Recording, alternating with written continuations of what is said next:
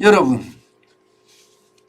러시아가 우크라이나를 침공하고 나서요, 전 세계의 물류 공급망이 붕괴되고 있습니다. 완전히 망가진다고 이야기할 정도로 빠른 속도로 붕괴되고 있어요. 빠른 속도로. 예, 여러분 이거 한번 보세요. 대표적인 게 아마 이거라고 이야기할 수 있는데요. 시베리아 횡단 철도 노선 말입니다. 야, 이거 여러분 점점 가다가 보면요, 다 중단되는 거 아닌가 이렇게 이야기하고 있습니다. 지금 여러분 보시다시피 1번이라고 써여 있는 모스크바 키이우 그리고 바르샤바까지 가는 노선 운행 중단됐습니다. 키이우라는 게 지금 우크라이나를 말하잖아요. 우크라이나 수도가 키예프인데 이게 러시아 발음으로 하면 키예프고요. 이게 우크라이나 식으로 발음하면 키이우라고 합니다. 그래서 키이우를 통해서 가는 건 이미 중단됐고요.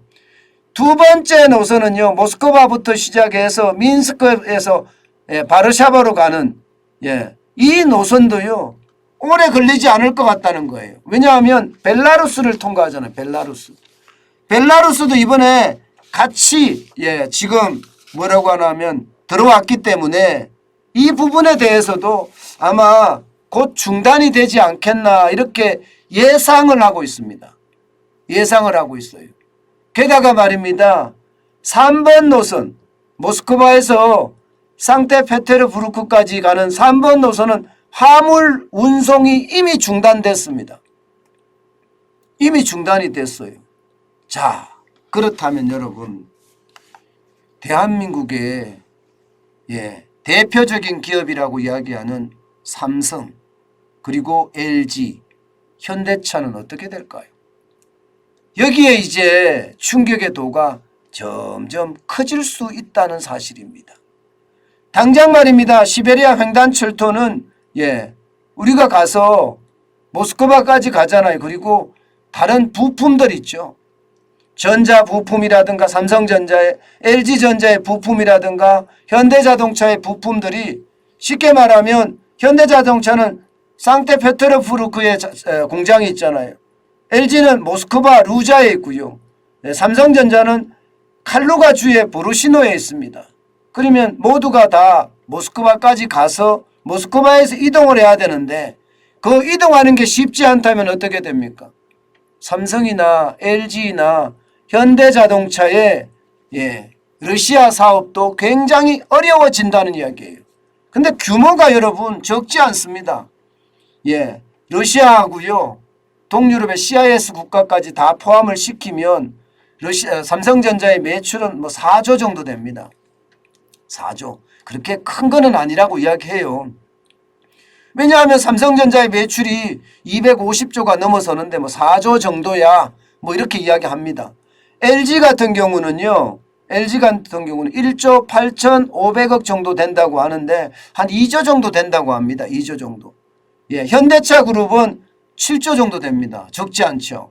7조 4,269억 원 정도 된다고 하니까 현대차는 실제로 충격을 받을 가능성 충분히 있습니다. 충분히 있습니다. 실제 시장 점유율도 보면 여러분, 삼성전자는 스마트폰 1위예요. 러시아에서. TV 1위입니다. LG전자는 냉장고가 1위고요. 또 세탁기도 1위입니다. 현대자동차는 지금 시장 점유율이 러시아에서 3위고요. 기아자동차는 시장 점유율이 2위입니다. 2위. 두 개를 다 합치면 무조건 2위입니다.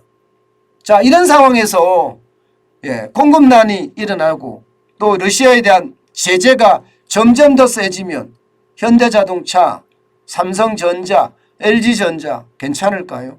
더 큰 문제는, 그거보다 더 큰 문제는요, 러시아 사업만이 아니에요. 러시아 사업만 가지고 이야기를 했을 때 삼성전자 위험하다, 현대자동차 위험하다 이런 뜻이 아니에요. 왜냐하면요, 지금 러시아에서 사업을 하고 있다는 자체가 자칫 잘못하면 국제적 비난을 받을 수도 있다는 사실입니다. 여러분 이거 한번 보세요. 실제 러시아에 동참한 글로벌 기업들입니다. 애플이 들어있죠. 애플이 들어있습니다. 델도 들어있습니다. 제품 판매 중단했습니다. 예, 혼다도 들어있고요. 일본 자동차.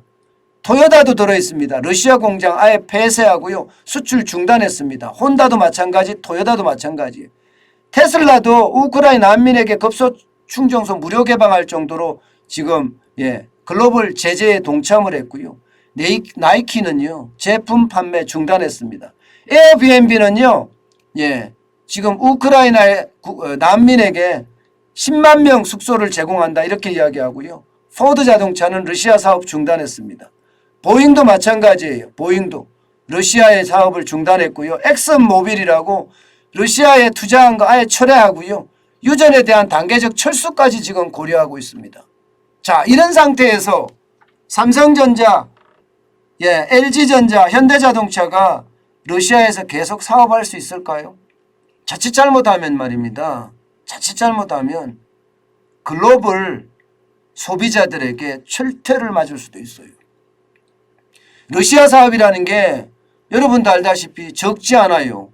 삼성전자만 하더라도 스마트폰, 스마트폰, TV, LG는 냉장고 세탁기 다 1등씩을 달리고 있는데, 이게 이제, 실제 제재에 동참한 기업들이 많아지니까 거기에 대한 충격이 오히려 올 수 있다. 역풍이 불 수도 있다.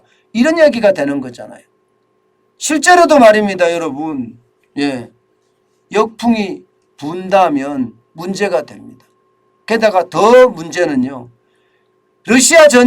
러시아에서 철수를 했을 때 또 이 시장은 누가 먹을 거냐. 여러분 보시다시피 삼성전자, 애플이 나온다고 쳐요. 그러면 샤오미, 그 다음에 하웨이. 샤오미나 하웨이가 러시아 시장을 거의 독점할 수가 있어요. 그러면 시장 하나를 완전히 날리게 되는 거잖아요. 그러니까 삼성전자, LG전자 입장에서는요. 완전히 진퇴양난이에요. 진퇴양난.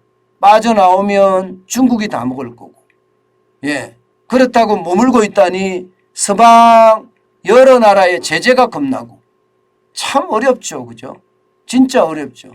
그래서 제가 삼성, 현대차도 위험하다 이런 표현을 쓴 겁니다. 현대차도 마찬가지입니다. 현대차도. 지금 러시아에서 자동차 판매 순위가 기아가 2위고 현대차 3위예요. 그런데 당장 말입니다. 부품을 공급 못하잖아요. 그렇게 되면 말입니다. 현대차나 기아차가 러시아 시장에서 괜찮을까? 매출이 7조 이상을 하는데 괜찮을까? 이런 생각을 할 수밖에 없는 거예요. 그러니 지금 삼성이나 현대차도 뭐 말이 필요 없습니다. 어차피 신냉전 체제가 지금 만들어지고 있는 상황이고, 그러면 신냉전 체제에 이게 우리는 적응할 수밖에 없어요. 우리의 연대라고 이야기하는 자유 진영의 연대를 끊어버리고 이게 살아갈 수 있는 방법이 있을까? 없습니다. 없습니다. 그래서 저는 아깝고 진짜 힘들죠. 진짜 힘들죠. 그렇지만 삼성이나 현대차도 어쩔 수 없는 뭐라고 얘기해야 되나? 통한의 결단을 할 수밖에 없다. 저는 이런 생각을 합니다. 이게 전쟁이 빨리 끝나고 제재의 수위가 점점 낮아진다면 모르겠지만 오히려 지금 전쟁은 점점 길어지고 제재의 수위는 점점 커지고 있거든요. 이제는요. 에너지에 대한 제재까지도 지금 할 방침으로 보인단 말입니다. 그만큼 우크라이나에서 많은 사람들이 죽어나가고요. 특히 민간인들이 죽어나가는 것에 대한 우려, 이거 점점 커진다고 볼 수 있거든요. 저는 삼성이나 LG, 현대차가 아주 전략적인 접근, 그 어느 때보다 지금 필요하다 이렇게 보입니다. 이게 어퍼컷 한 방에 나가 떨어질 수도 있지만요. 국가와 국가 간의 외교라는 것은 어퍼컷 한 방에 나가 떨어지는 전쟁을 선택하지 않습니다. 이 참펀치를 자꾸 날리면요. 결국 그쪽에서는요 방어막을 칠 수밖에 없어요. 예, 그래서 이 방어막을 치기 전에 우리는 먼저 선제적으로 예, 대응하는 게 맞지 않을까 저는 그런 생각 많이 해봅니다.